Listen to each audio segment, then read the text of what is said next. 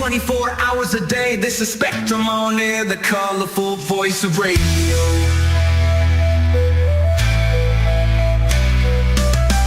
Casting 24 hours a day, this is Spectrum on air, the colorful voice of radio. Don't forget, you can listen to this radio station on the Get Me Radio platform. Download the Get Me Radio app and listen on your Android or Apple mobile phone, and a whole range of TV apps such as Roku, Fire, Android and Apple TV. You can also listen on Alexa and Google Home devices. Just search for Get Me Radio. Download the apps and listen to this radio station on your favorite devices.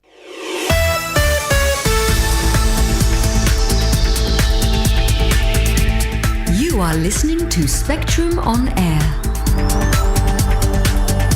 the colourful voice of radio.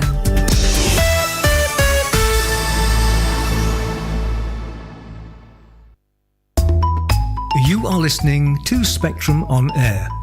Our normal programming is off air at the moment, so to keep you entertained, we've assembled a montage of all the genre of artists we play on the station. All at Spectrum on Air hope you enjoy your little potpourri of songs. So welcome back if you are a regular listener, and if not, please come by and listen again. Spectrum on Air, the colourful voice of radio.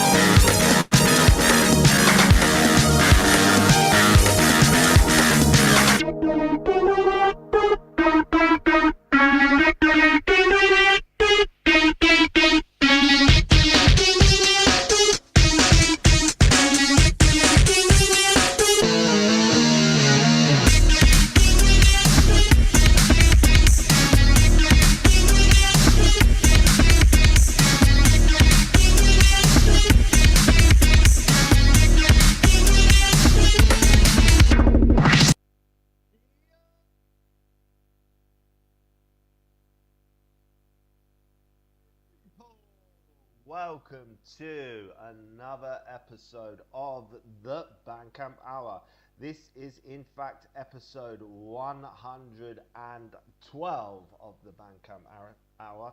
Is Boris muted? I don't know what's going on. I'm not quite sure. Boris, are you muted? Are you muted? Are you muted? I can't tell. No. I'm here. Hello. I'm Boris. here. Yeah, don't worry about me. I don't hear you. You can't hear me? No, you are very, very, very quiet.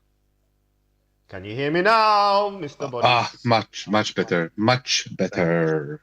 Good.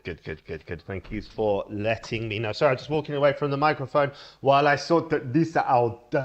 Okay, let's do the intro stuff. Okay, so you are listening to the Bandcamp Hour. This is episode 112, brought to you by Mixcloud, excuse me. Brought to you by Spectrum on Air via Mixcloud, the colourful voice of radio. On YouTube by Retro Reverb Records. That's us. Yes, baby. YouTube Live. And, of course, XPTV Free. Every Sunday from 4 till 6 live with myself, Cybertronix, and Mr. Tenodi Boris. We are the co-owners of Retro Reverb Records and the co-producers of this show. 8 new tracks every week.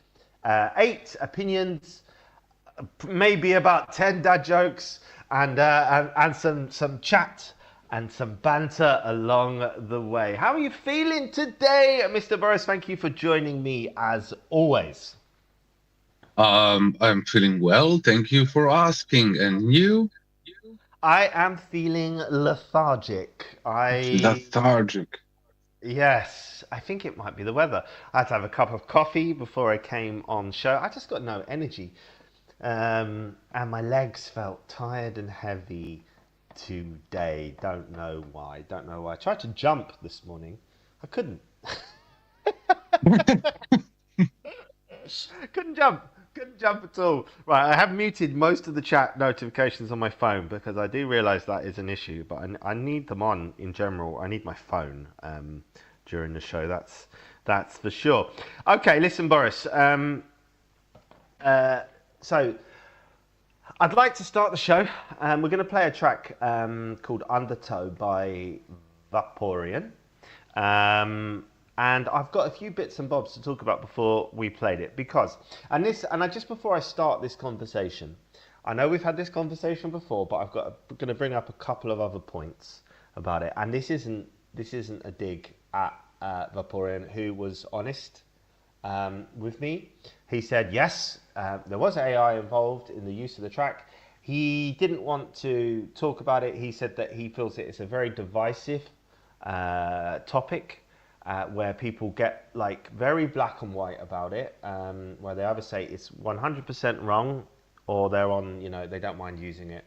And I think he's right. I think, and we saw some social media posts, didn't we, earlier on this week, where we felt, how can I put it, that somebody was using somebody else's use of AI as a way to say, I'm morally in the right.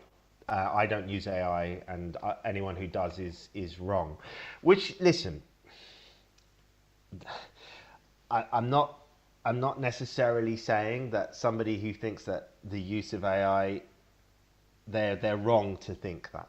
I'm not saying that. I think you're allowed to have your opinions on whether or not it is wrong or right. But before I say these next few things, I just want to say that I think we're all trying to discover where AI fits into music and how it can be used, and what's fair and what isn't, and what's ethical and what isn't. And no one really knows at the moment. What I do know is that there is a very strong anti-AI feeling out there, as there always is with most change in life. People don't like change. So is that anti-feeling justified or not? And here's some points that I want to talk to you about, Boris. So the first thing I wanted to say was that so these some for, some against, right? So AI, or let's talk about Swan, or there's some other AI, other big ones as well out there that generate music, but AI generates basically ideas for music. So be that a prompt, be that you put yourself singing or playing a guitar or playing the piano, or you've written some notes or whatever. What AI then does is generates ideas based on whatever you use as the stimulus for that. And my first point of the show, Boris, I'll put this to you, is what do you think? Do you think that music is, because it's a creative process, it's not necessarily a competitive process? Well, it is competitive if you think about it as a marketable product that you can sell. So you're competing against other musicians in that way. But it's a creative process, and part of the creative process should be about trying out ideas and seeing what's right and what's wrong, rather than have AI give those ideas to you. That's my first point of the day. And what are your thoughts and feelings on that? Listen, in general, I have a huge problem with people trying to scam other people in declaring it's their own work done by only themselves, and then offering that to us as their work. And that is a huge problem, I think, because AI music or AI tools that make music today have a huge huge point where it's really hard to actually hold on to some morally more moral strings, because I saw the video you sent me this morning about this subject and everything, and there's because it was philosophical. It approached yeah philosophical. yeah, and what I really think is, listen, all other all other things that came, like drum machine or recording of music or this and that, bits and bobs, still require of you some skills that you have to display before you can actually make some good music. That is not the case with AI, because there you can just write a prompt and you have it done. So there is a huge step that you can make and go over everything in between, which is really, really important for you to actually be able to create your personal emotion that you want to share with other people, because music is an emotion that you actually share. Yeah, it is. Yeah. It's about how you communicate that emotion. That's the skill, almost, isn't it? So listen. Just before you carry on, because you've said quite a lot there, and I'll forget what you said. So I think it's true. I will. Right. So there's two main things that you raised there. One of them is downskilling, which is something I learned from that video, which I think is a real issue. Basically, people not really actually ever developing the skills, the original skills. Like you said, there's a difference between typing the prompt and having the original skills to use AI. You need the original skills if you're going to use AI in an ethical way, for sure. You can't just go, I'm a musician.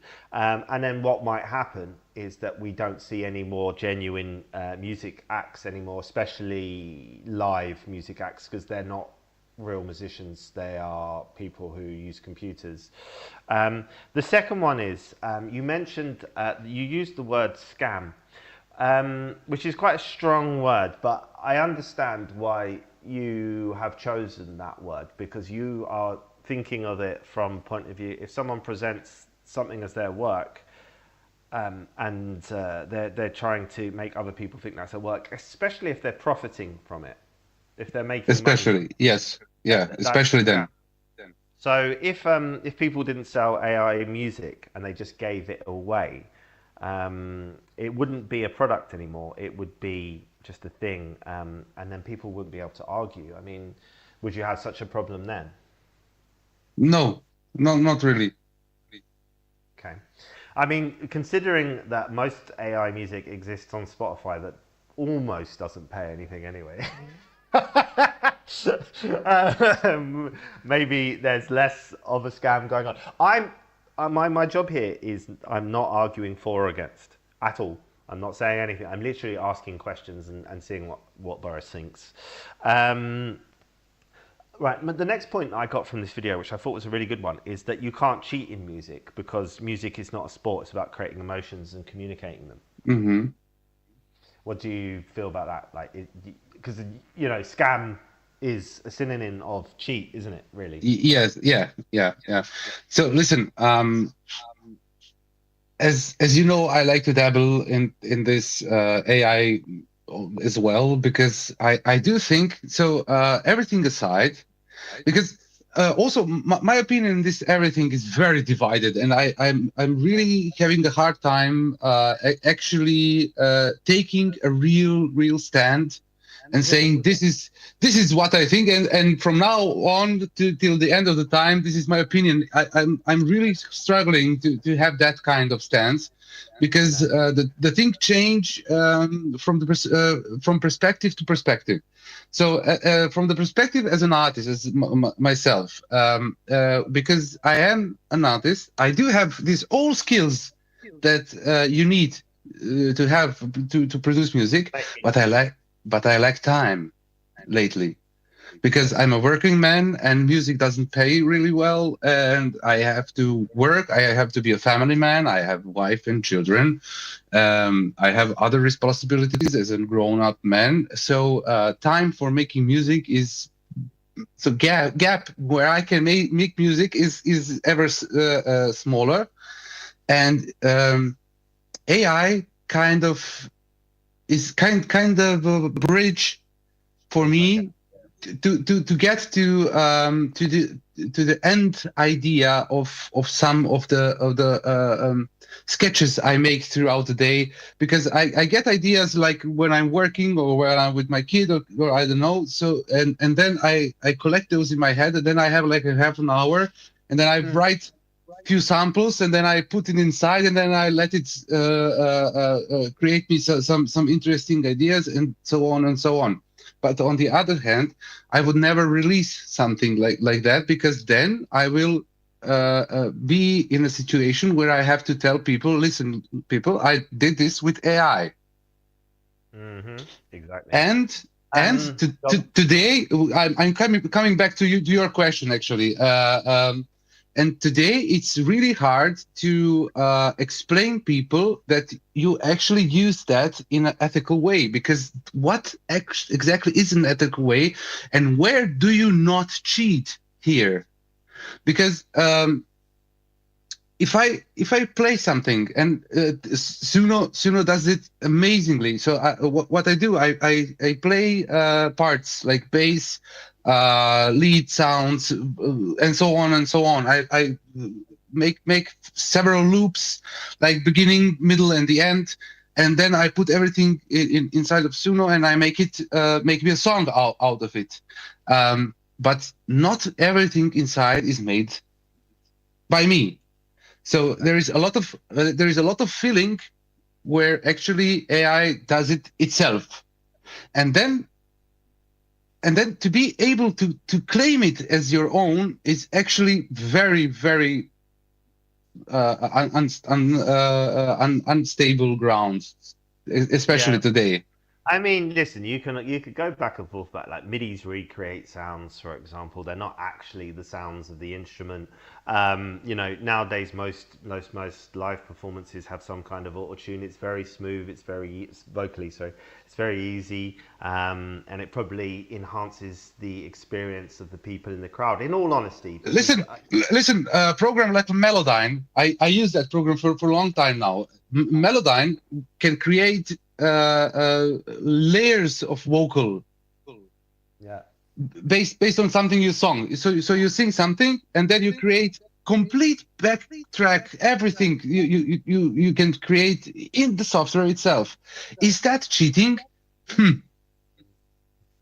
I think so. Anyway, to circle back around, so I always say to my daughter, anything that's worth doing in life is difficult. And I think in general, and I think this is a very long, slippery road in general, and this is something that happens throughout history. Humans always take the easiest road, the quickest, the fastest, the most effective. Even in language, even the way we speak has become so much more direct than even 200 years ago. If you read something written 200 years ago, it's very long-winded and takes ages to get to the point.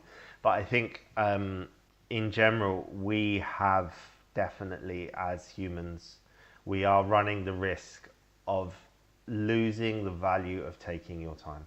And you can look at that social media shorts that are now just full of adverts. No one can even be bothered to look at anything long format anymore. And if you really want to talk about something or get into a subject or understand a subject, you need long format. You can't just absorb all of your information in shorts. And it's worrying because even I noticed the change in myself, and I'm from a generation where we used to have long format and used to do things the hard way. And I don't know where the line needs to be drawn between efficiency, common sense, productivity, and, as we say, losing skills, losing abilities. It's a difficult one. The last point on this topic, though, that I thought was really interesting was that so I didn't know this, but Suno took all the music from the internet like everything that exists on the internet, right? To be able to generate the music or the ideas, let's say, because some people say it's not music, but let's say generate the ideas that it does. As an artist, if you did a cover of a song, or if somebody wanted to use your song, or you wanted to use somebody else's song somewhere in some way, even if it was a live performance, a cover version, you wanted to put it on a game, you wanted to use a bit of a clip of it for something or other, you'd have to ask for permission, right? And there's strong laws about that. There's strong copyright laws. Suno hasn't asked anybody. They've taken all of their music and used that as influence. Now, you could argue, and again, devil's advocate, you could argue that you, Boris, for example, as you grew up, listened to bands, you tried to recreate the music, the sounds that they played, and you learned that way. But human learning isn't the same as AI learning. And I think that's where the difference comes in. They've just taken everybody's music and not asked them, and I don't know how ethical that is. That's absolutely unethical. Absolutely unethical. But on the other side, I really don't think that Suno was at all necessary for anything. But it happened. It happened, and now we have to live with it. So Yeah, something that we can't put the genie back in the bottle. Absolutely. No chance at all. I totally agree with that. Okay, right. Let's get on to some music then, right? So we've had some fun. We've had a good chat about AI. This song, as I mentioned, does have AI in it. They didn't want to disclose the amount, so we'll just listen to it and just say that it's got AI. We don't know how much. Can you see the artwork there, Boris? Yes. Okay, when you're ready, tell me. Yeah. So I actually like the artwork. It's like ballerina's feet inside of the water, and you can see the wet dress tingling around her feet, and behind her you can just see a coral sea ground and sea level also, and it's a really nice artistic picture, I must say. Yeah, I like the colours as well, and I like the way you can see the sort of body above the water, or the light above the water. It's almost like you can see above the top of the water. Okay, so this song is called Undertow, Undertow by Vaporium, which is Vaporian. And without any further ado, let's get into our first track of the day.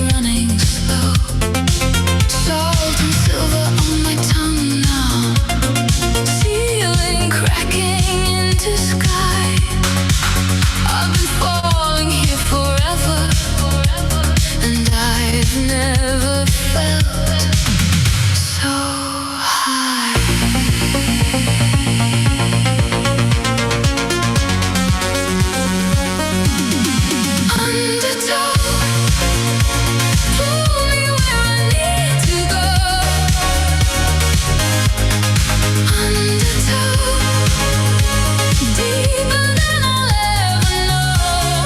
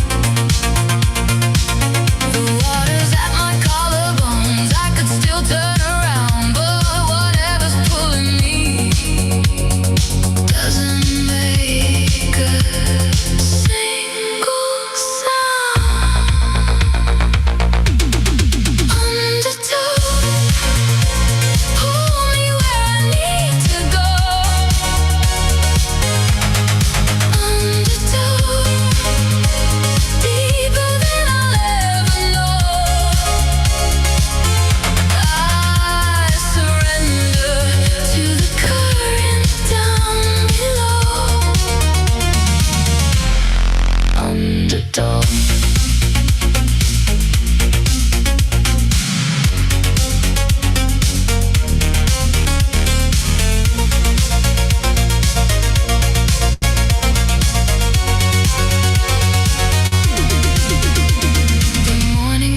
Breathing sheets like skin against my own. Was I swimming or surrendering?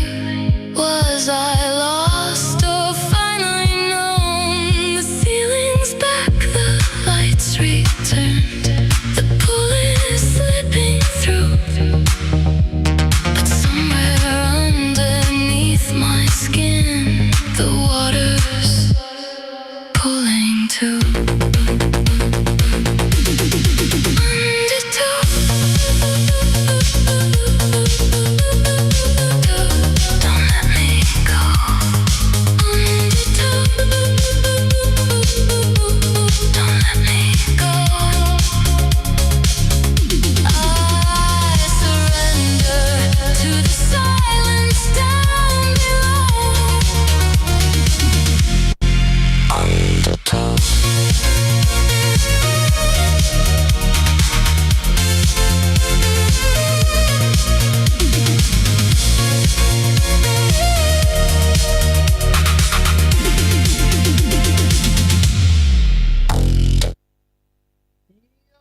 Sorry, I just cut that off just a second too early there. We are back in the house.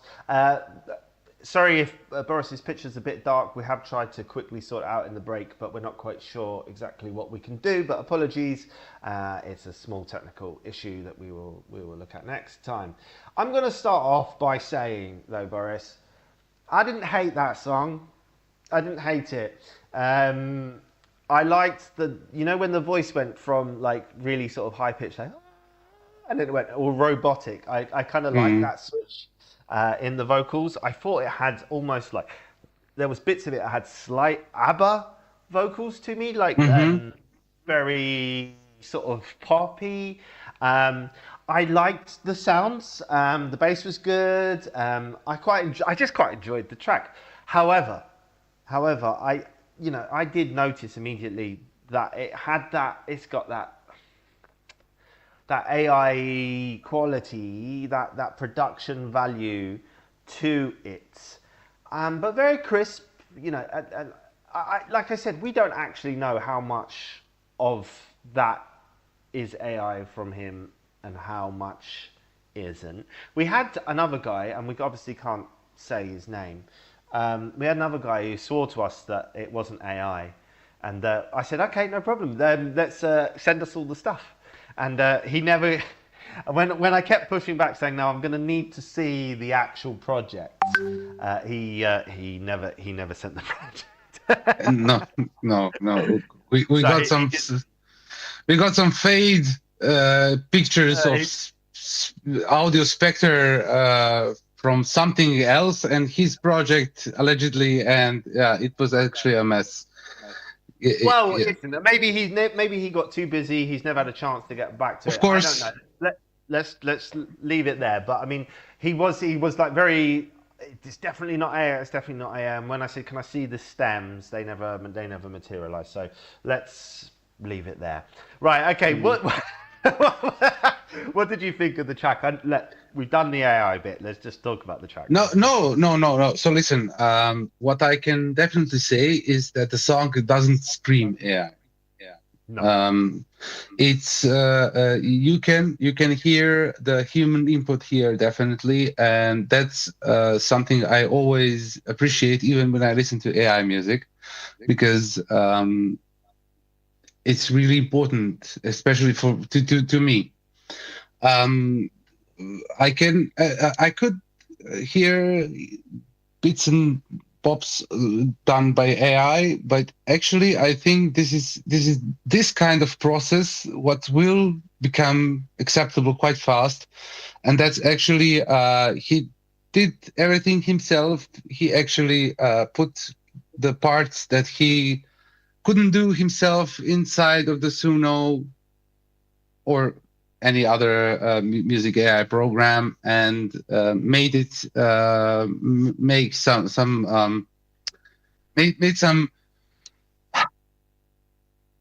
samples actually that he again used in his inside of his mix, and then mixed all together. And I have respect for something like that. I do. Oh. I actually do. And I must say, he did actually tell us it's an AI, or there was an AI involvement in song production, and automatically I'm open. I will stay open. If you are honest, I will stay open, and then we can discuss and see if I find it okay or not. Definitely this one I find it okay, because I could hear there's a human behind every of this. Okay, so Vaporian's from Norway. It's electric pop. I'll be honest, he didn't declare AI in the submission, but when I asked him, he didn't then try to say. Okay. He describes himself as electric pop. I think in the description he's called it haunted instead of undertow, which is what he's named it above. So it says haunted ended with a woman. So I think undertow ended with a woman searching for home.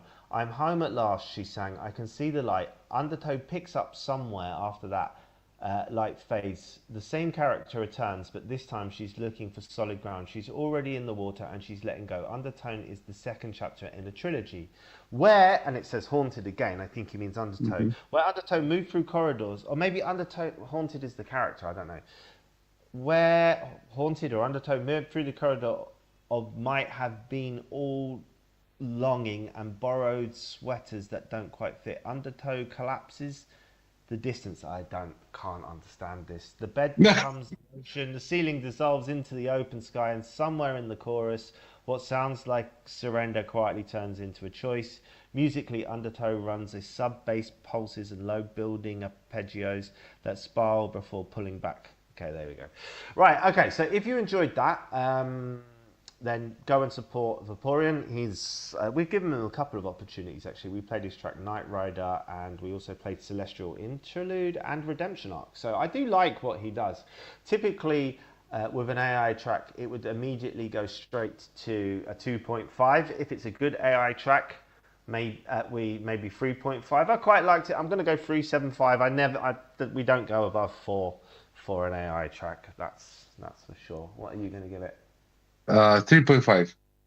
3.5 it is. Thank you for that, Vaporian, and good luck with all of your music. Right, time for a joke. Let's go. Okay, hold on. Oh, I've got too many jokes on the screen at once. I'll be too funny. So the other day, Boris, I went on a positive thinking course, right? It was rubbish. I knew it would be. The room was half empty.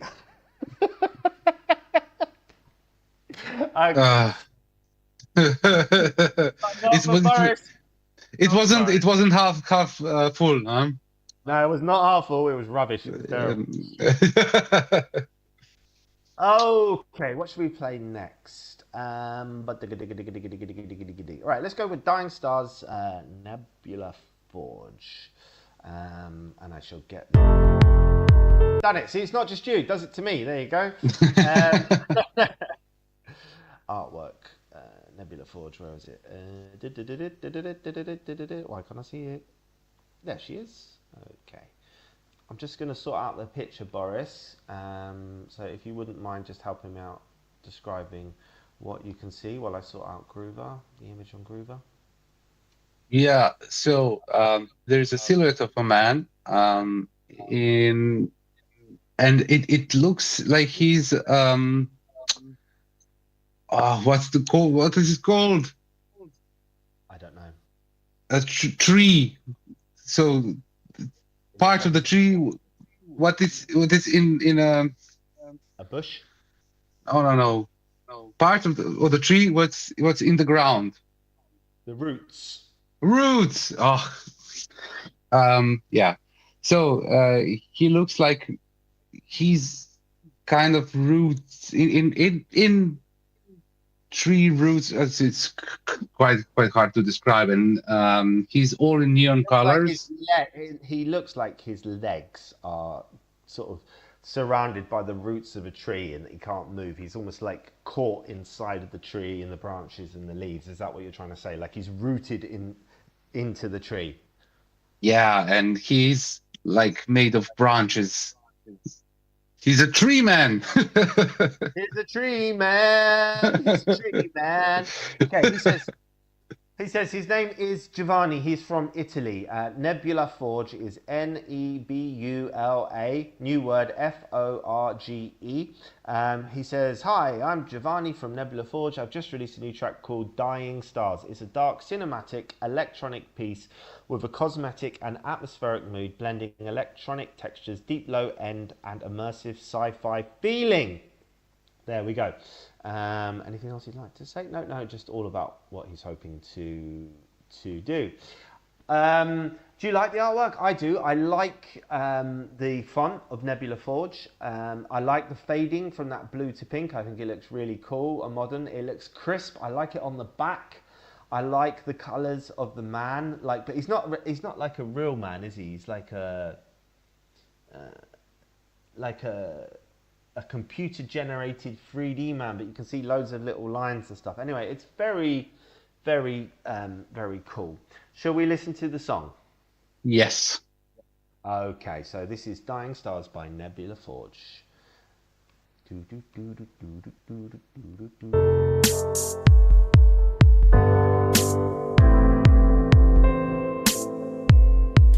The silent breath of the cosmos,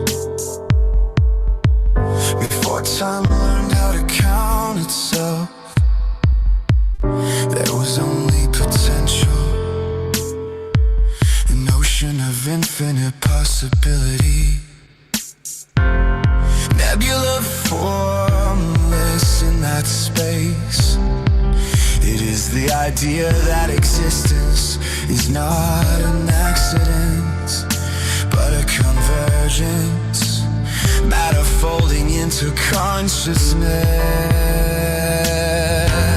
dust awaken to a wave.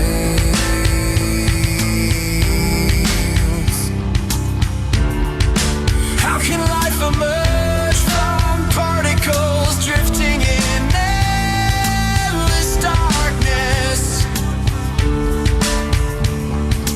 How can atoms born in dying stars learn to feel?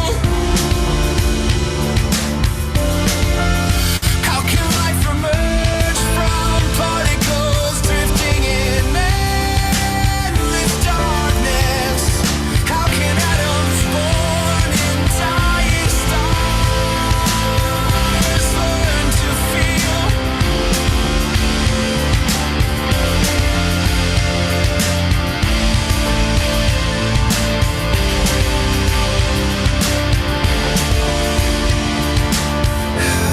How can atoms born in dying stars learn to feel?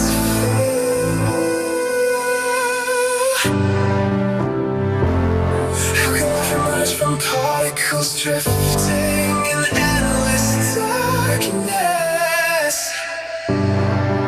How can atoms born in dying stars learn to feel? To wonder as you create infinity. It is movement without boundaries. Energy shaping itself again and again. How can life emerge from particles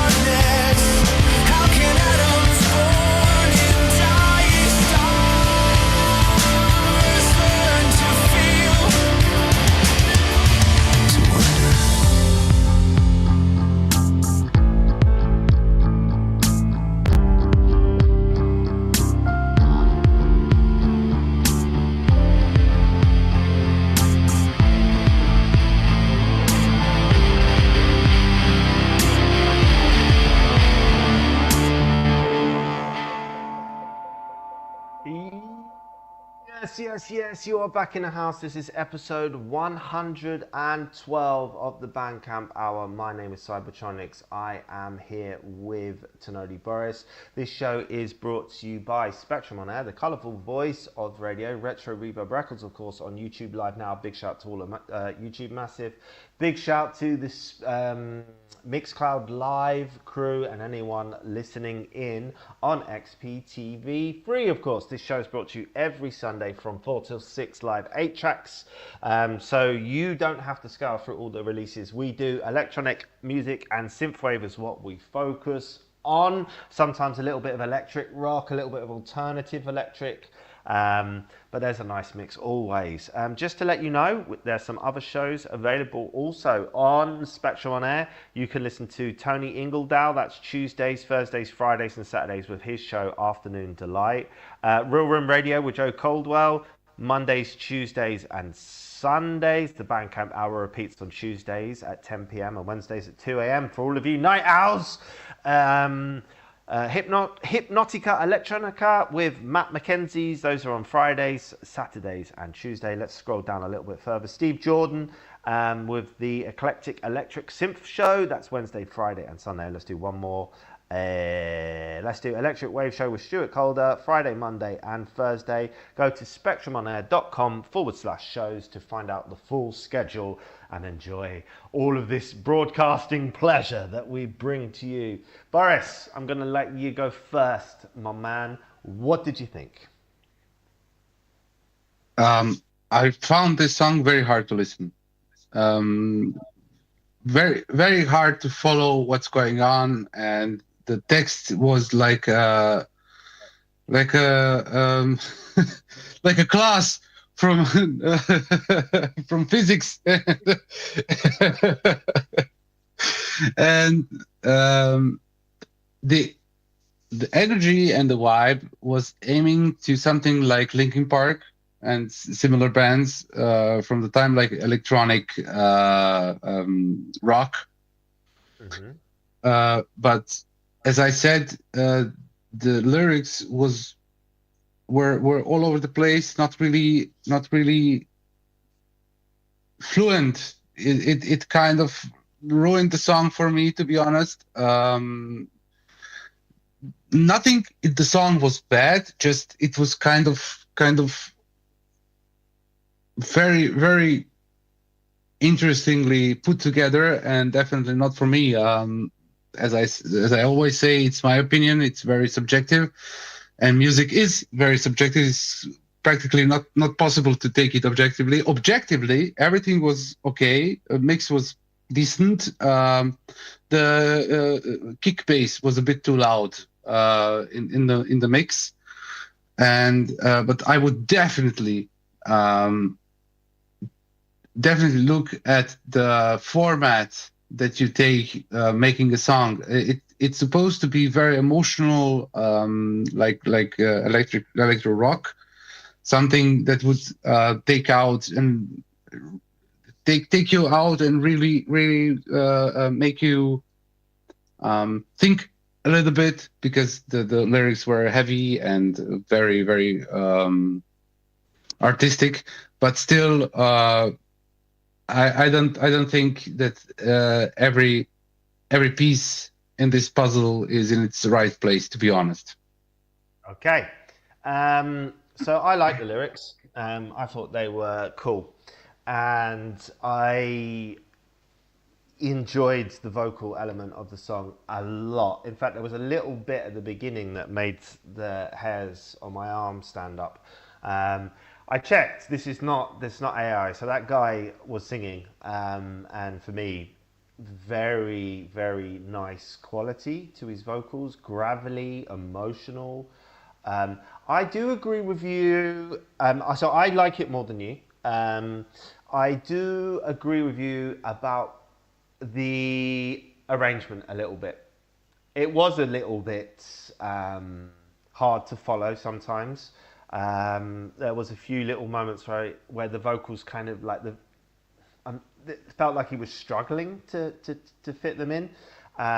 So it's almost like a timing issue slightly with the vocals. Mm-hmm. So yeah, it did lose points to me there. I didn't struggle to enjoy it as much as you did because it created an emotion in me, which I liked. But I do know what you mean. Fine tuning, maybe some production skills need to be fine tuned there, worked on a little bit. Maybe he's a fairly new artist who just needs to sort of understand his trade is a little bit more. I'm not sure. Maybe, and as I said, it's very subjective what I said about the song, but because objectively, when you look at the quality of the recordings and this kind of stuff, what you can actually look objectively at when you listen to music was okay. So it wasn't like bad or anything. It was just for me really hard to follow because of the format he chose and how he put all the pieces together. It was very, very difficult for me to follow and to stay engaged. Because I do like this kind of songs because I was a fan of Linkin Park for many years when I was teenager and growing up. I really liked. I was those kids who scream numb like crazy and in the end and so on and so on. So I do like this kind of songs, and this kind of was not up to speed not for me at least. It was a bit less screamy. Anyway, let's give it a grade. I'm gonna say the same as last one, 3.75. I'm going to give it 3, and I'm sorry if you're offended or anything, but it's just not for me. That's fine. Listen, that's what we're here for. We give opinions. We say what we think. We try to be objective as much as possible. We try to give good and bad for every song. If it's not for you, Boris, it's not for you. That's okay. You don't need to apologise. But I know what you mean. You weren't trying to cause offence. Okay, listen. The other day, Boris, I was in a fancy lingerie shop, right? Looking for something for my wife. And I asked the assistant, "Are these knickers satin?" She said, "No, they're new." Sat in is in already used.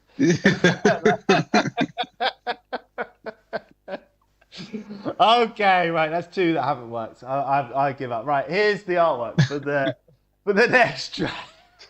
Okay, Boris, if you're wondering, it is not possible for me to have the artwork centered and ready in advance of the show. It's not me. When I do Groover, if I have loads of tabs, anyway, it's difficult to explain. It doesn't work. But this, as we had such a long break, I can do this one. So I can see a planet with what looks like the sun behind it because it's got that glow of the sun, looking like it's about to rise behind it, or it's dawn rising on one side of a planet. It's very spacey. It's all red and purple.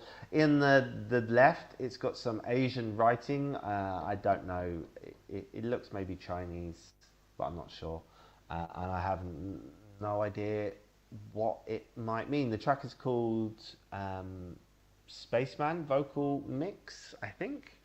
Let's have a look. Give me a second.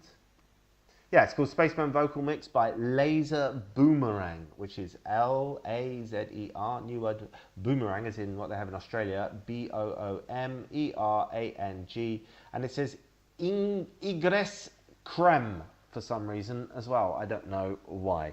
So, anyway, Boris, let's listen to Spaceman Vocal Remix. Here we go. It's so dark outside. Look out the window. I'm home at last from the sky. Forgot what it feels like. Oh, you lay me down. I'm used to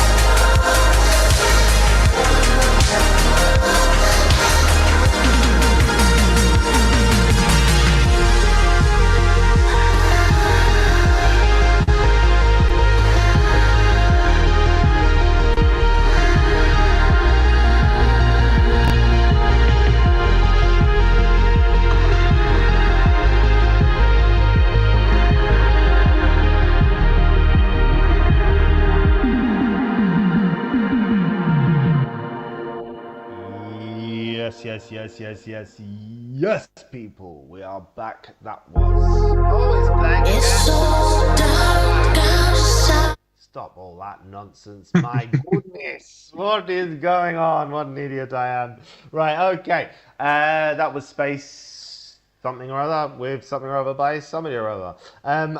Forgotten the name. Spaceman. Spaceman. Right, Yeah. Laser Boomerang. Boris, tell me what your thoughts and your feelings. So first of all, I did a quick research. What was the letters on the artwork, and one was emptiness or void, and the other was electric. So empty, electric void. Electric void. Yeah, and it's a kanji, Japanese. Japanese. Right. Okay. I did say Chinese. Apologies there. Japanese. Arigatou gozaimasu. Yes. I don't know what you said, but sounds good. Right. Okay. Laser Boomerang is from Switzerland, and his description starts like this. Here's a tighter, more cinematic pitch campaign version with stronger momentum and cleaner language. I think he's used ChatGPT there and forgot to cut off the top. Oh dear.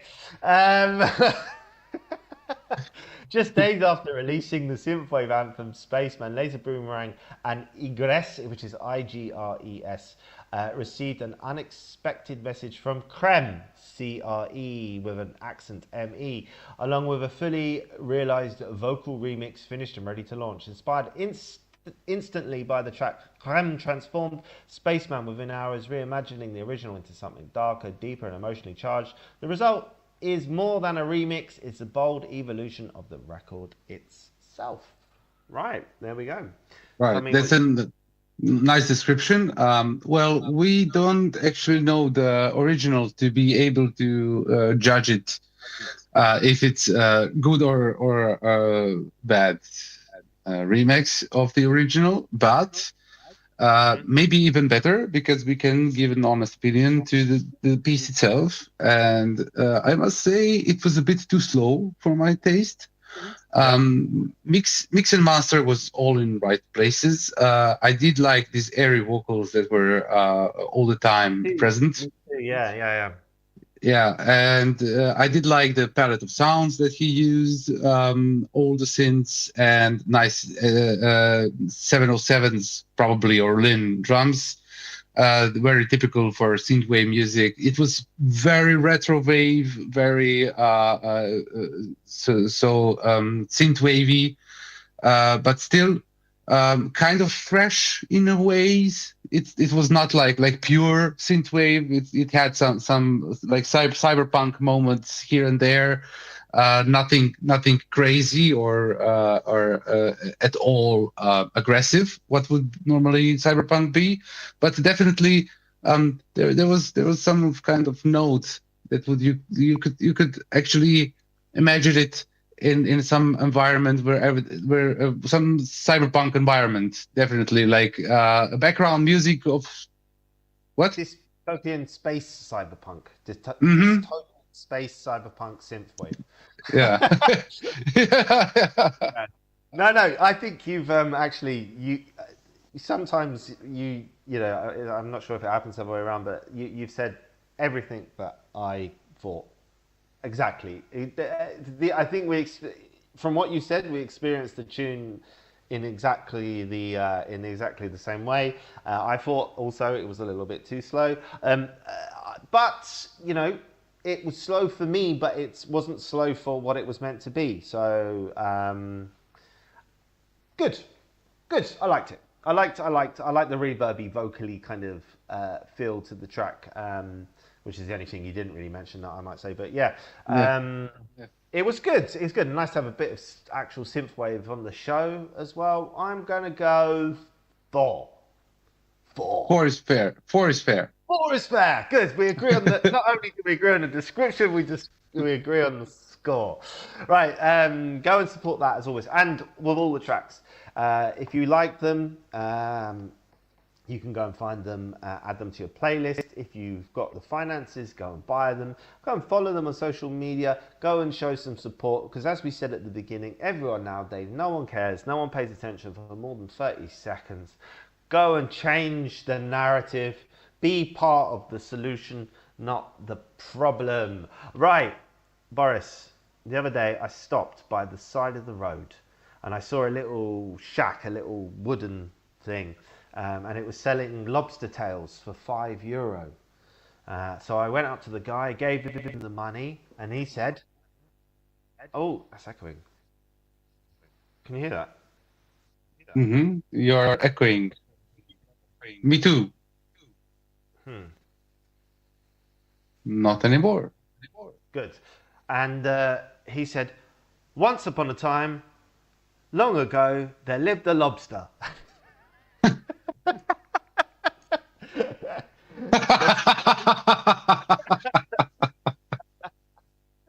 That echo really ruined the delivery of that joke. That was a good one.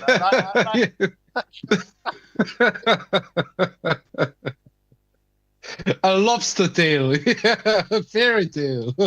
Honestly, and anyone out there, listen, I don't write these jokes myself, obviously. I'm not a comedian. But I do spend a good amount of time trying to find them.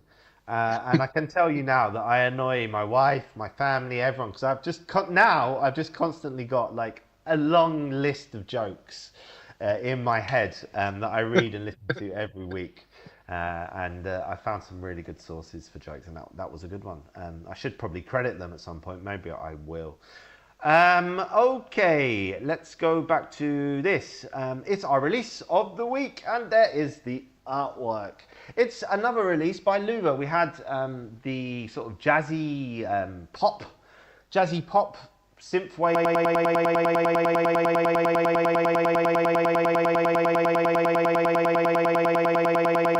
song with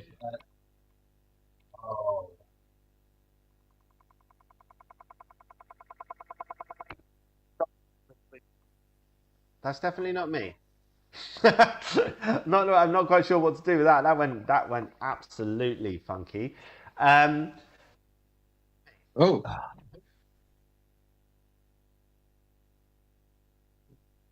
that's really funky. You're repeating yourself. Yeah.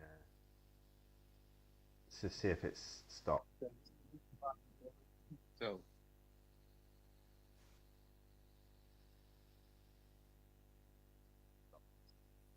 Having some issues here. Can you hear me, Boris? yeah, I can hear you.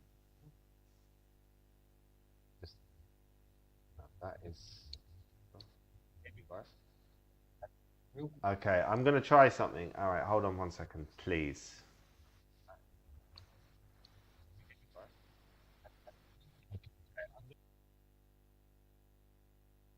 All right, okay, we're back. Boris, do you want to try and explain the image? Well, sure. There is a guy, and it's like a picture when you take it when low saturation is low light, and then when you take a picture and the guy moves at the moment that when you take the picture, and then it's like smudged. And that's how it looks. It's RGB, isn't it? Red, blue, green, whatever. Yeah, yeah. Yeah, red, green, blue. Yeah, it does look exactly like that. And what kind of feeling does it create in you? This. A bit discomfort, I must say.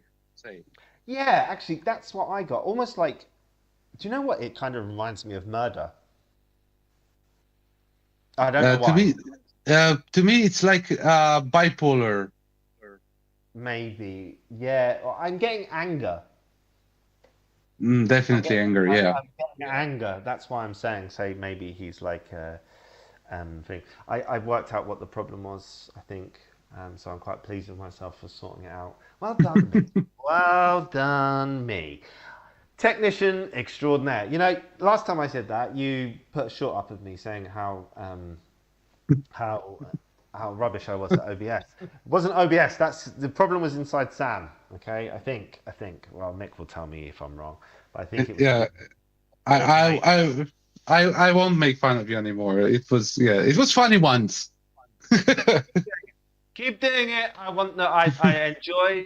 enjoy the banter. Okay, right. So we're gonna play a next song of ours, and this is Yuva, not Luva, Yuva Yeah. from Spain. And what is this song called? This song is called hold on. Something Sin Ti Ting Yi Yong. Nada, nada soy sin ti. Nada soy sin ti. All right, let's have a. Oh, to support this, you can go to Yuva, which is LLUVA. Bandcamp.com. Here we go.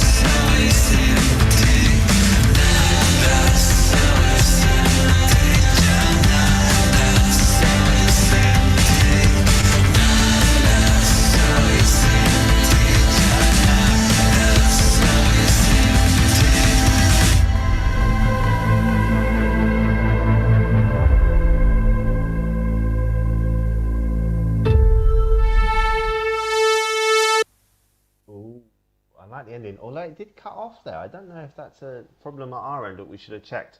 But the dark ending, nice little thing. Now, I don't speak Spanish, and nor do you, but nada means nothing, doesn't it? And ti means you. And I think soy is from the verb to be. I think it's like soy. I'm really struggling here. Eres S. I can't remember the rest. So I think it's like nothing I am. I am nothing, something you. Probably I am nothing without you. Perfect. Yes, it means I'm nothing without you. Hey, there we go. That's my Spanish done. Right, I'm shot. I know more. That's as far as it goes. That was a guess. Right. Okay. So, what did you think, Boris? So, as I actually did read the description that you made, and I'm not quite sure that the song is hard enough to tell the story that he wants to tell. That's my honest to ground opinion. Beside that, so that aside, I think it's a very nice retrowave kind of song. What I really like when the artist decides to use simple melody as an anchor through the song. You mean like so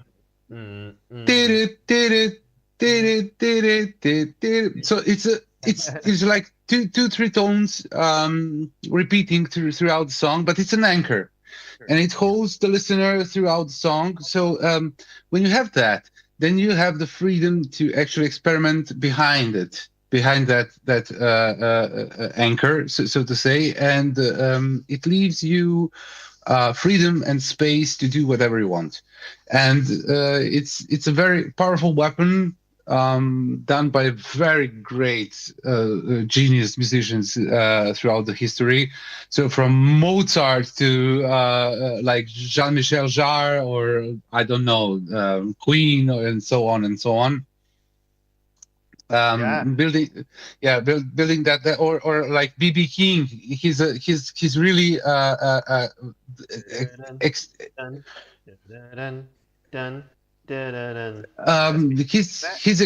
he's extremely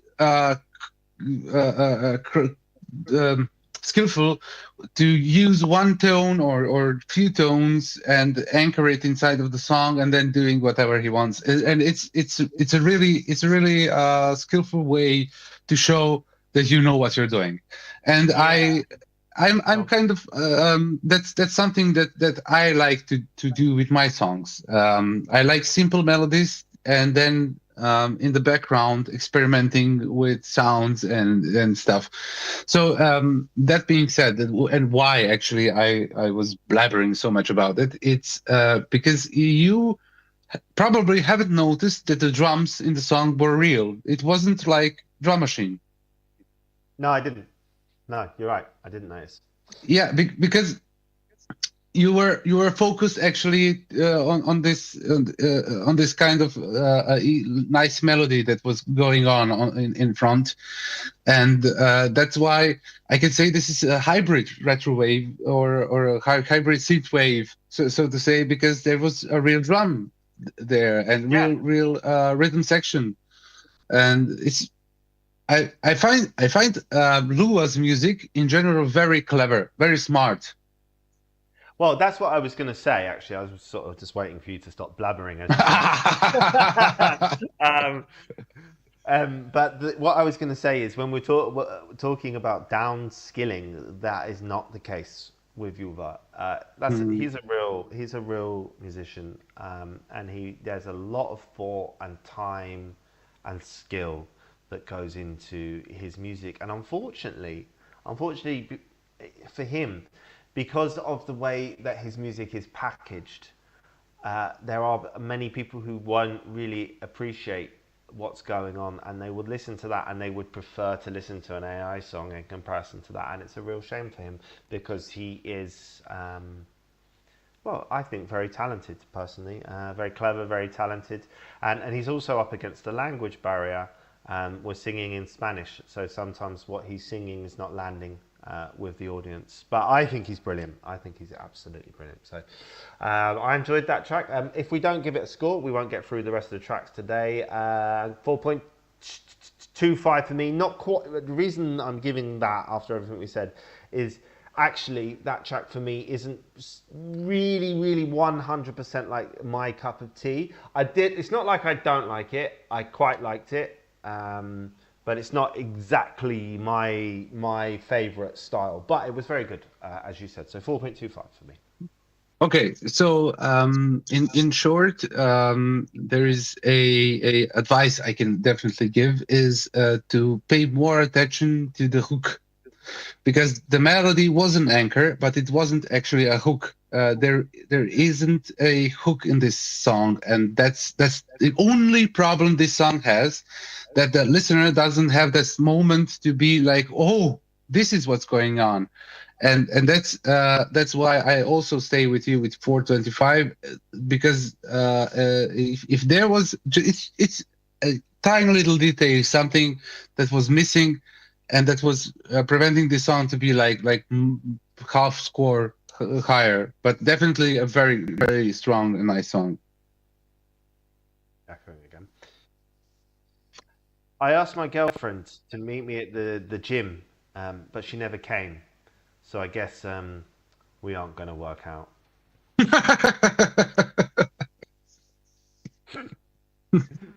Okay, right. I'll work for the show. Here we go. Next up.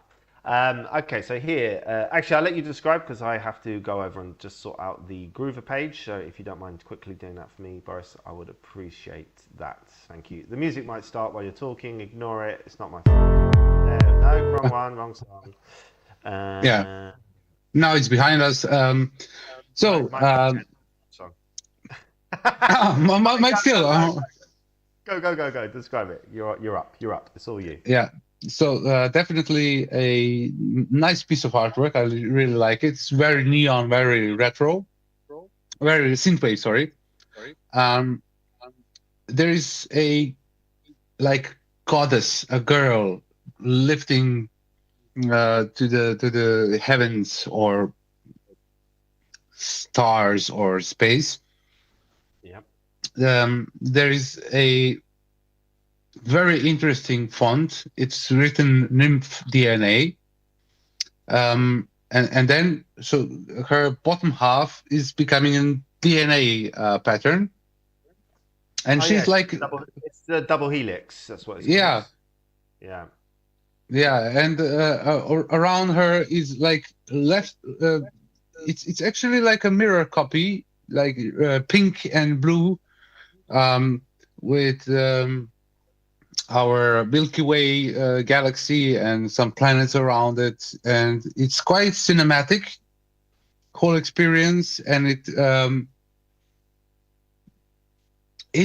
does tell a bit of story when you look at it, and it's like a mystery, something that you will find out by listening to this song. Or here's the story. In a rain-slicked alley of a dystopian city where neon bleeds, Touch Groove reaches out, sending wet sparks of electric groove that pulse and shimmer and lights up the dark like liquid metal funk. That is what he has described that as. Touch Groove is spelled Touch, new word Groove, no E at the end, and he is from America. Right, let's move across and listen to Nymph DNA by Touch Groove. Here we go.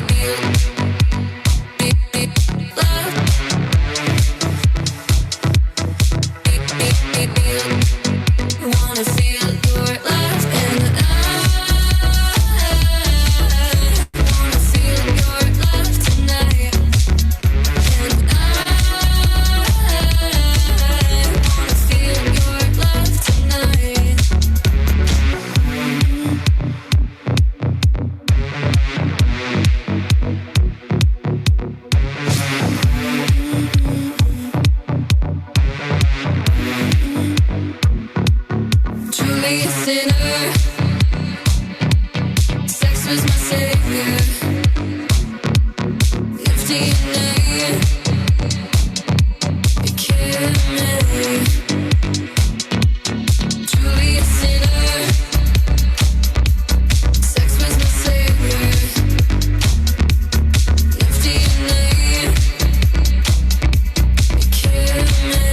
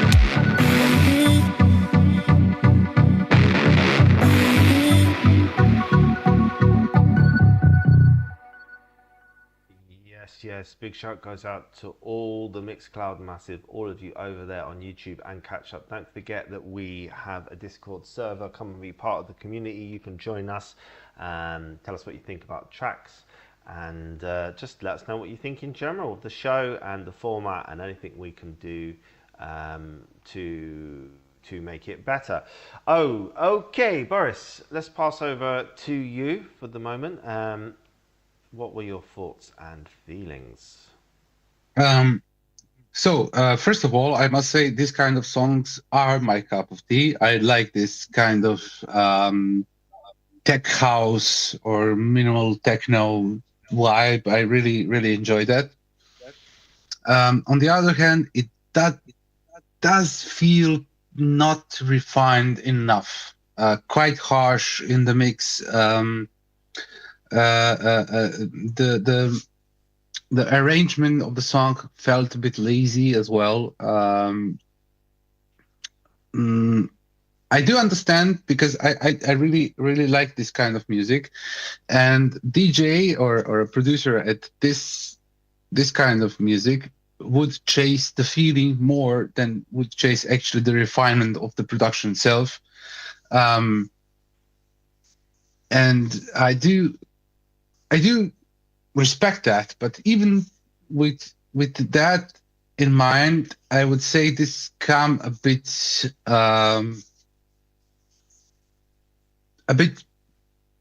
poorly done, to be honest. I did like the vocals, I did like the melody, I did like the choice of sounds. I liked everything inside of the song, but I would take this as a decent demo before I would take this as a done song, to be so very honest. I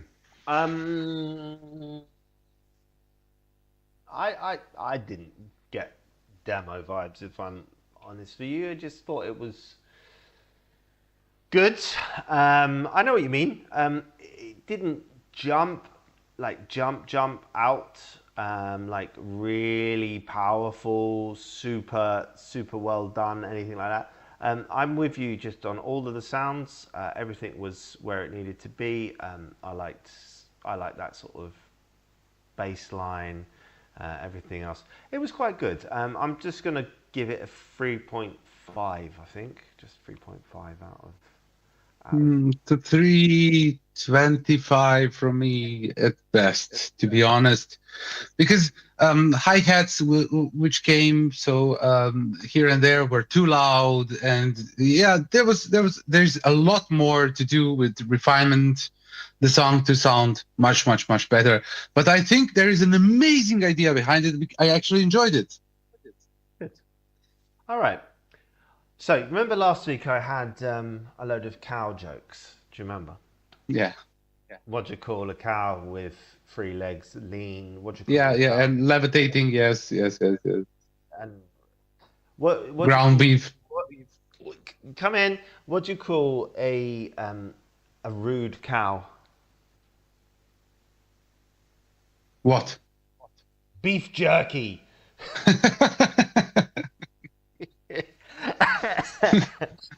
I've got a load of them. I've got a load of jokes. Right. Okay. All right. Thank you. I'm going to just quickly put this on the screen, Boris. I'll be back in 1 second. Just describe what you can see. There's not much. Yeah, there isn't much. So there is what looks like a white and black picture of someone's grass, to be honest, and there is a white normal font saying "way to blue" for all the times. There really isn't much more to say here. It does it does look a bit artistic. Yeah. It was what you've done well there. This was released in 2026. Single For All the Times. April 24th it was released. Can I find anything else about this? I have to apologise if they're tuning in. I had a bit of a problem with Groover where I accepted it, and usually when you accept the track it goes over into the acceptance thing, and then after you've done what you said you have to click a load of things saying I've done this, I've done that, and it sends it to the artist saying the promotion is complete. But when I accepted it, it gave me the money for saying I accept it, and then didn't put it over there. So I can't actually find it in Groover to read anything about it, which is really annoying. And I've written to Groover and said what happened, and we'll see. But what we will have to do for the time being, luckily I had the link to it, is just listen to the song. So I'm going to do that now. So we've got For All the Time single, Way to Blue. Here we go.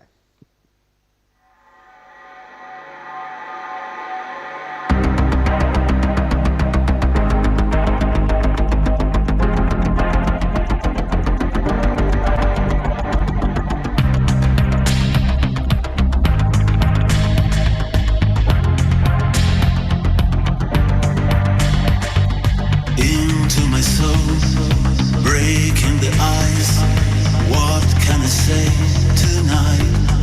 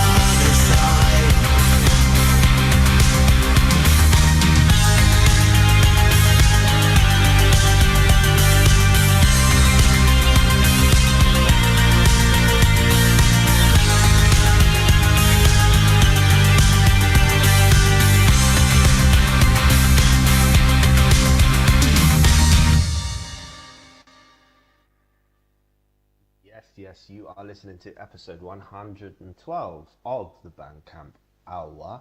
And that was Way something, I've forgotten the name already. Let's just, hold on, it's a Way to Blue. For all the time. Not good at remembering the names of these things. This show is brought to you by Spectrum on Air, the colourful voice of radio on Mixcloud Live. Thank you if you're tuning in on Mixcloud Live, and over on YouTube as well by Retro Reverb Records and the XPTV3. And we still don't know if anyone is tuning in over there because we don't have access to it. Boris, you were meant to find your Fire Stick. Yeah. Find it. Find it, I know where it is, but I don't have where to stick it. It's a problem. Oh dear. Boris doesn't know where to stick his stick.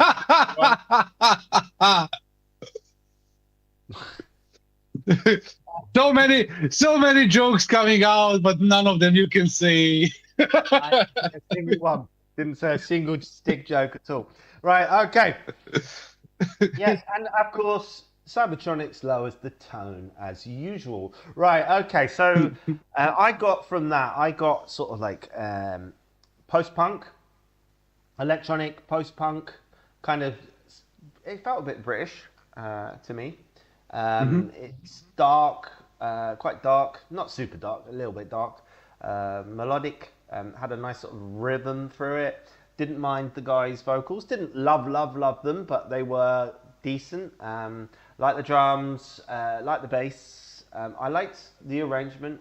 It lacked, what did it lack? It lacked some punch.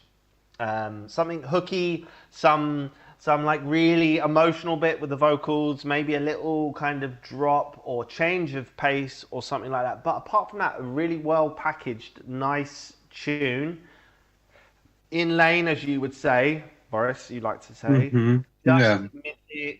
Everything was good about it. Everything was good about it, just missing that final ingredient for me. Yeah, so I would definitely agree with you with everything you said, except of the genre you described. I would definitely go to the Darkwave, much more than like cyberpunk or something like that. But I didn't say cyberpunk. I did not say cyberpunk. I said post-punk. Post-punk is okay. Then I didn't hear well. Okay. Yeah, but even post-punk, I don't know. Darkwave definitely much more. Something close to Depeche Mode or similar bands. I would definitely say this was a nice piece, and it was quite simple, which I always like. Yeah. I'm a huge fan of simple arrangements, but complicated and in-depth executions. This is something that makes me tingle every time when I hear something like that. I could hear this guy going on live without any problems with these kind of arrangements he made. So I would definitely use that if I was him, because even with Matrix, you can do this very, very easily live. Yeah. Besides of that, I agree with that. I agree with you. I think there's live potential there. I just think that from a real commercial point, it lacks that final selling point. There's enough there for that to be a good song live. And for you to have a nice, that it creates energy, good vocals, every production was good, the right sounds, if you like that type of thing, enough to move along to enjoy when you're dancing, but not that moment where you go yes, and like you're waiting for it as a fan. If you were a fan of that band, where is that moment where you go woo? That's what was missing for me from that. Personally, so I'm going to give it, because I do think it was actually good. I'm going to give it 4. 4 is fair. I like it when we agree, Boris. Okay. What did I say? Rude cow. That was my joke number 5, wasn't it? Okay. What's my next? I've got a memory of an elephant. I remember one time I went to the zoo and I saw an And elephant. you saw an elephant, yeah. I thought so. You saw that on my status, did you see that on my status the other day? I put that on my status. And none of my Italian students got it, and I was like, All right, next up, "Pretty When I Cry" featuring Cat Medley. Okay, Red and Black. I think that's the name of the band. If you just bear with me a second, Boris, I shall move over to Grover, whatever, mate. Grover. Australian. Red is Black is the name of the band, I think, and "Pretty When I Cry" is the name of the song. They're from the UK. Ah, I just realised this is on Bandcamp. Never mind. Let me just... Has she got anything interesting to say? All right, this song is about breaking out of a controlling, abusive relationship. That's all she says. She also says the release should be out on Spotify. Don't really care about that. But YouTube, which meaning there'll be a video for it. I wish I had the video. That would be amazing. But I don't. So there you go. That's life. That's what it's for. Right. What can you see in the picture, my friend? In the picture, I can see a mademoiselle. A mademoiselle with beautiful eyes. Beautiful blue eyes. Very beautiful. She has blue eyes.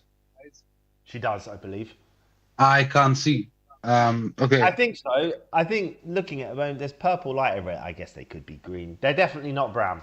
There you go. She does not have brown eyes. A girl with not brown eyes. She has eyes. A girl who has eyes. 2 eyes. 2 of them, actually. Yeah. Two. Right sort of in the middle of her face. Yeah. And she's standing in some kind of hallway, I would say. Behind her is a wall, and it looks like stained because those neon lights in front of her are reflecting something behind, and it's like this purple light which you would use in a crime scene. And there is something behind her that looks. You mean UV? Exactly. Yeah. And there is something behind her that actually looks like there was a crime, some sort of. Yeah, maybe. And she's got like a purple dress on, and she's got 2 buns sort of in her hair on top of her head, sort of blacky brown hair, a bit curly. And she has got, what is the name? She's got a heart-shaped face, very heart-shaped. Can you see what I mean? Like it goes pointy at the chin, like.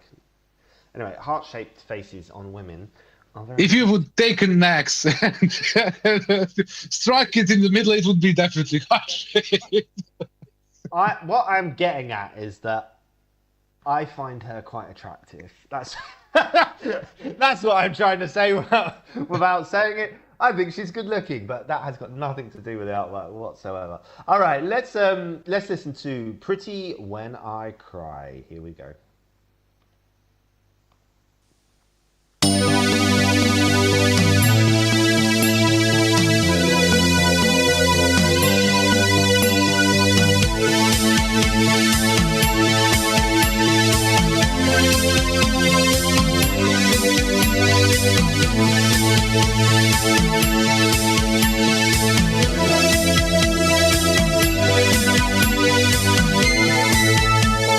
Lipstick stains on a glass of red. Last night's girl still lies in my bed. You said love when you meant control. Tried to take hold of my trusting soul.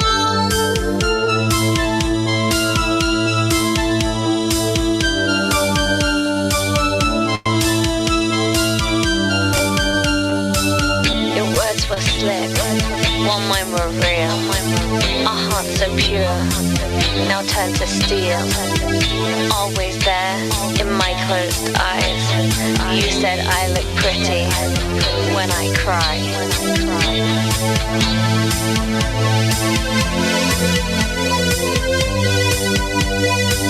You thought I'd beg, thought I'd stay. I'm not your mess to throw away.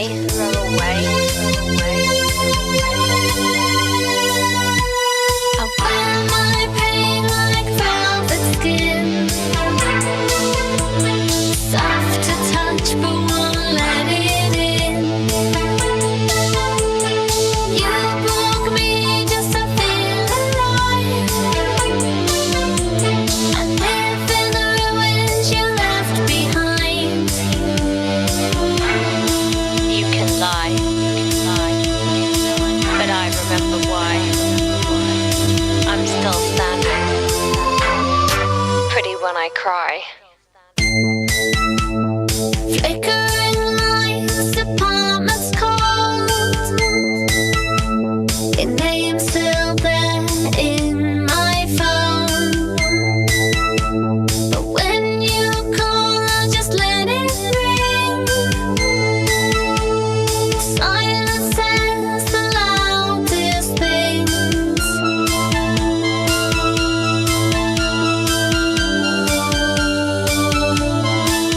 You watched me bend, thought I would break. I now see the world that you faked. Your love was poison, wrapped in gold. I wear your damage, unconsoled.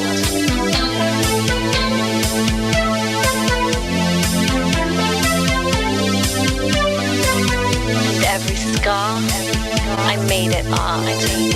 You only win if I fall apart.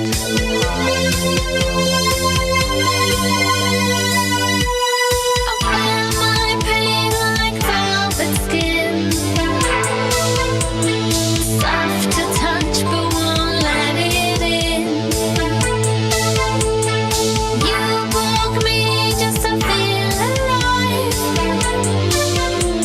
I live in the ruins you left behind. You can lie, but I remember why. I'm still standing, pretty when I cry. Found my power in the dark.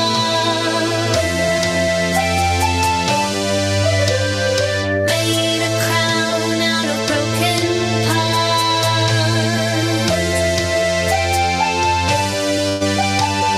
Now you're just a fading sound.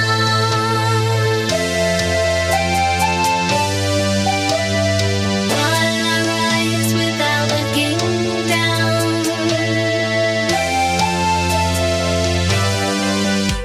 I wear my pain like velvet skin. Your ghost is loud, but I'm giving. You broke me once, I won't deny. But beauty lives where shadows lie. Broke me twice, but I wouldn't die. I'm not yours, just pretty when I cry. Pretty when I cry.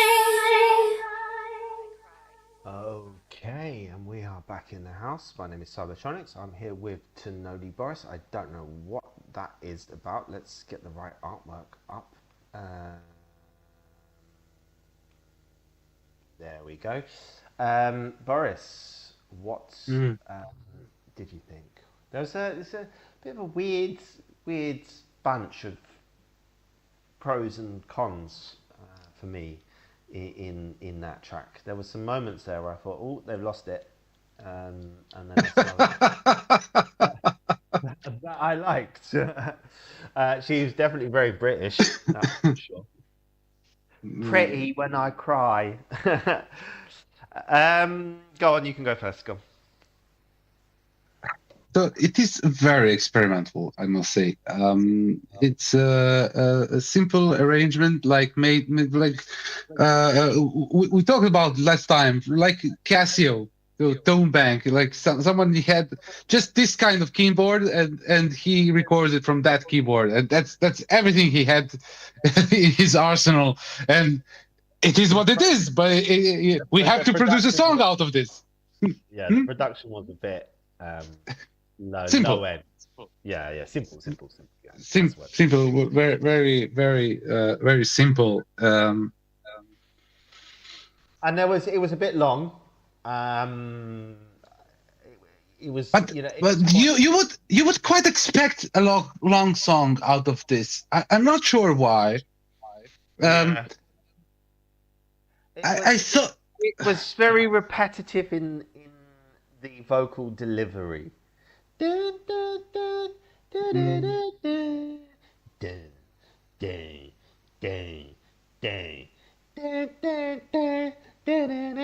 it sort of did that over and quite a lot. But I liked the sounds that she chose. They went with the tone and timbre of her vocal. I thought that worked. I thought that worked quite well. There was like this almost like oriental sounds that came quite late in the track, like maybe 3.5 minutes, 4 minutes, because I think it was about 5 minutes, 10 seconds long. Sort of high-pitched, tinkly oriental sound. I quite like that. I thought that was a bit interesting. I thought there were some timing issues with the drums and the vocals. you know what kind of feeling I had listening to this song, actually. So I will be very honest, and I'm sorry if I offend anyone, but this is my real personal opinion. So I had a feeling like I went inside of some synthwave club, finding out that this band was playing like one guy with like big goggles on and playing this keyboard like totally expressionless, and this girl was like in a foil dress, like totally in foil, and like singing this, and inside of the club was like 4 weirdos and a barman. And you would look, my God, what's going on here? And you would stay because you would be hypnotized by this.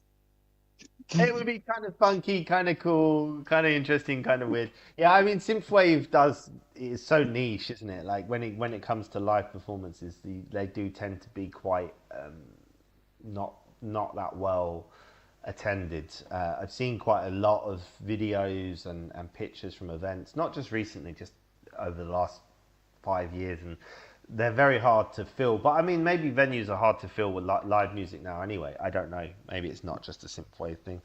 I know what you mean. So I think maybe there's certainly could be the production could be improved. That's for sure. And for me, there was a little, like I said, there was a problem somewhere in the middle. I can't remember the timestamp for it, with the vocals and the drum went a bit weird.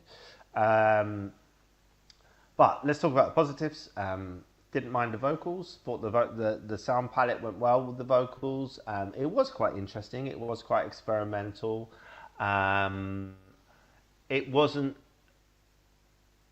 Even though it was quite repetitive, I'm not sure. I wouldn't describe it as boring. I'd describe it as almost a bit unexpected, like you said, like hypnotic. Like, yeah, I don't really have much more to say to it. I'm going to give it a 3.5. I think probably. Maybe a 3.5. 3 at 3.5. But I do appreciate the effort, and I advise you guys, if you liked it, go and support the band. Probably they need this support more than anyone else. Yeah, today. I think they need look, guys. In all seriousness, it wasn't awful, but and there's some potential there.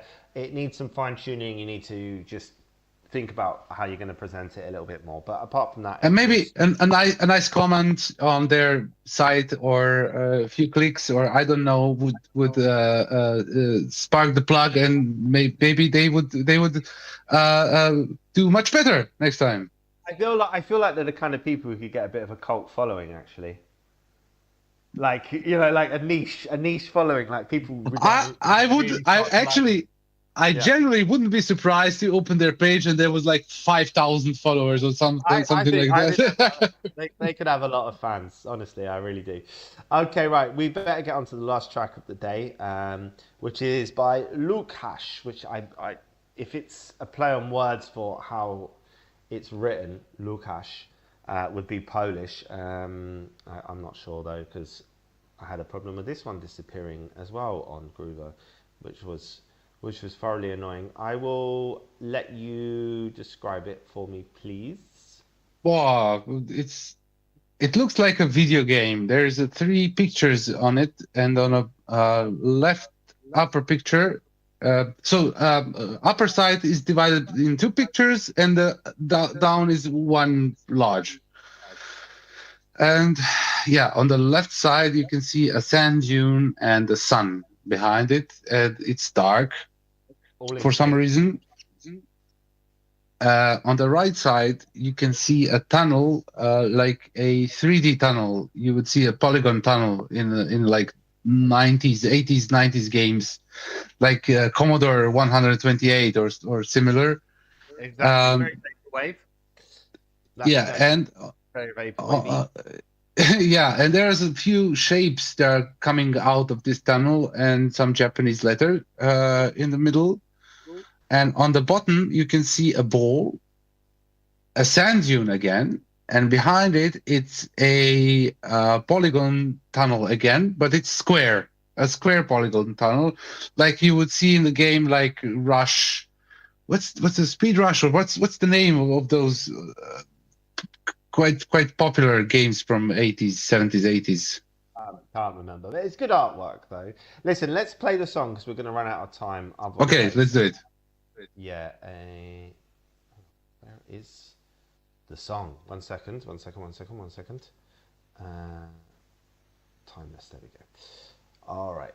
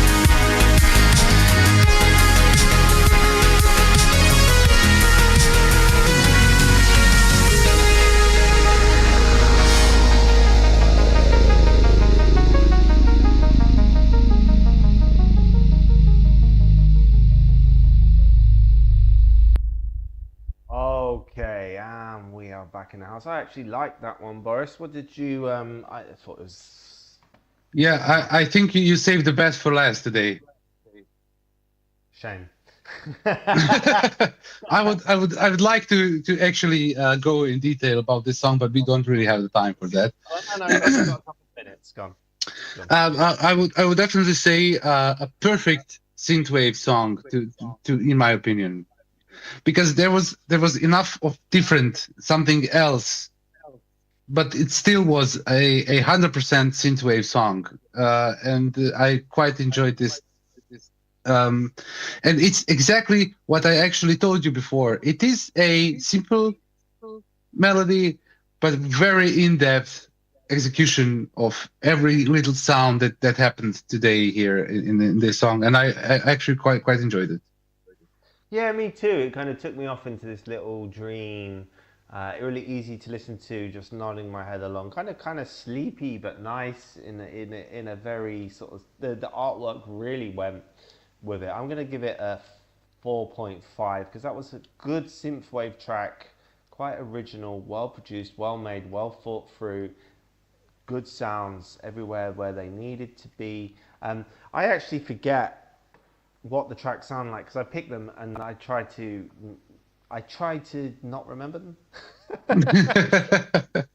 So you can play it randomly and I sometimes not have a favorite. Yeah, exactly. Anyway, that was Luke Hash. So if you enjoyed that, I was looking at his Spotify page while the track was playing. And he has some great support, so yeah, go over and check him out. He's obviously done well with some other releases as well. Okay, Boris, that's it for the show. Big show goes out to everyone who tuned in. If you are listening in on catch up, please drop a like on it. It really helps us even after the show's gone live. It lets us know you enjoy it, it gives us motivation, and it also helps the artists with the algorithm as the show goes out, which is what the whole point of the show is, to support the artists. I wish you all a wonderful weekend. Peace. You've been listening to the Bandcamp Hour, episode 112, brought to you by Spectrum on Air, the colourful voice of radio, and Retro Reverb.